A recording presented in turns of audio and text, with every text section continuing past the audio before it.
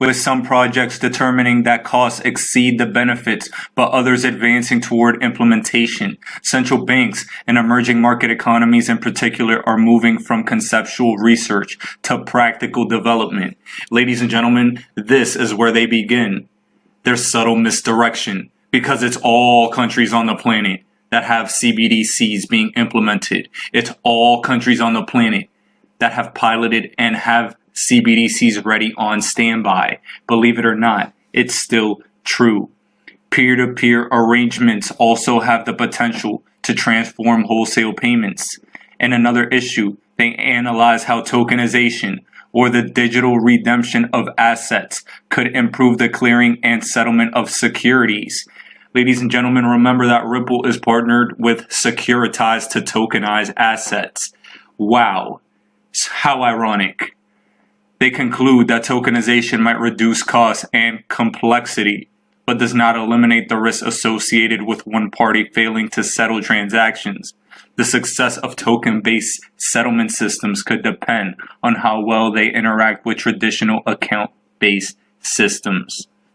Now guys, here is the last section where the BIS and central banks have a leading role in this new economy. The pace of change and potential for disruption have propelled payment systems to the top of policymakers' agenda. Indeed, as president of the G20 in 2020, Saudi Arabia has made improving cross-border payments one of the G20's priorities. The BIS is taking a leading role in these efforts. The G20's efforts are led by two bodies hosted by the BIS, the Financial Stability Board and the Committee on Payments and Market Infrastructures. The FSB, in coordination with the CPMI and other relevant international bodies, is developing a roadmap to enhance cross-border payments. The roadmap will include practical steps and indicate timeframes, and will be published before the G20 Leaders Summit in November 2020.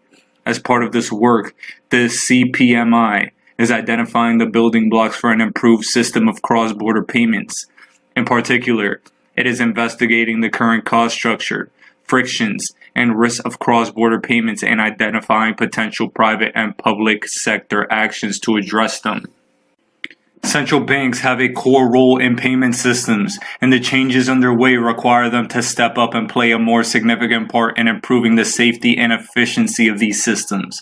What they're really trying to say is they got to crash the global economies where there's constant debt and stimulus in order to bring on this XRP adoption. Money and payment systems are founded on trust in the currency, whether cash or digital. And this trust is something that only the central bank can ensure. It is a central bank public good. The trust underpinned by the central bank establishes a solid foundation on which innovative payment solutions can be built. XRP. The BIS has established its innovation hub to spearhead central banks' responses